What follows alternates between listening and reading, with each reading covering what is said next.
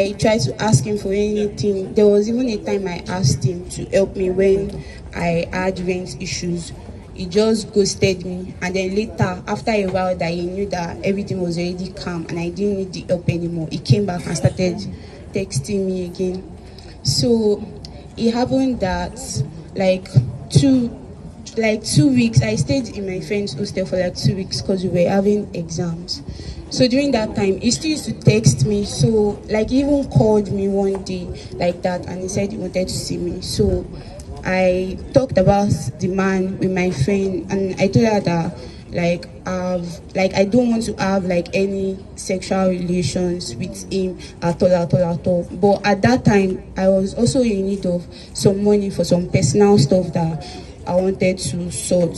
So that was where the idea of like stealing cash from him, like maybe from his car, because mostly people used to like have cash inside their car in the middle place of their car. So the idea was that like if he agrees to do BDSM with us, BDSM is like the kind of sex where you tie the person's hands and legs. So while his hands and legs are tied, we can like take cash or whatever valuable we can find and live with it.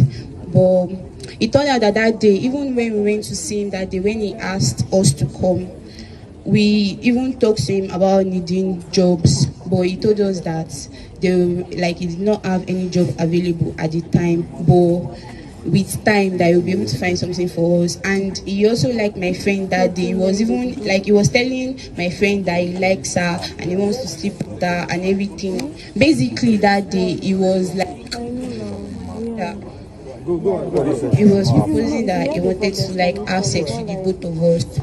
So we now proposed the car sex to him, and he agreed, and the BDSM too, he agreed. He was telling us already from the garden about how he was going to deal with us and everything when we get inside. Although we were not bothered because we knew we were not planning to have sex with him, and we just wanted to like take his cash and leave. So he now told us that he started raining. So instead of us going to the car, he now told us to go across to a building that was across the garden when we went to meet him. So when we went inside, we were waiting at the reception, and then he just came and he started going inside, following him. Then it turned out that it was a room. Like, we didn't know that the guest house that was there, maybe he works there or he owns it. So when we went inside the room with him, my friend went inside. She excused herself and went inside the toilet, and I don't die inside the toilet. So while we were inside the toilet, I explained to my friend that his car sex that we wanted to do, this one that he has brought us into the room, what are we now going to do now about it? So she was like, I should be calm. We went back inside with the man, and because he already had eyes and attention for my friend before, he started touching her. Immediately we came out, and he carried her and placed her on the table. He removed his shirt, like he got naked and he got on the bed. Then I got on the bed with him. He allowed my friend tie his hand and tie his leg. He was even the one that raised up his leg for her to tie him. So after she tied his hand and his leg, based on the fact that we were in a room and not in a car, because normally we thought that if we want to have car sex with somebody, it cannot be in a public place that people can easily see or hear. But because it was in a room, so we were already thinking about what we were going to do, like in case like maybe he start shouting or something. So apart from the two ropes that were used to tie his hand and his leg, there was one other tiny clothes, like all these clothes rope that they used to tie on gown that was tiny.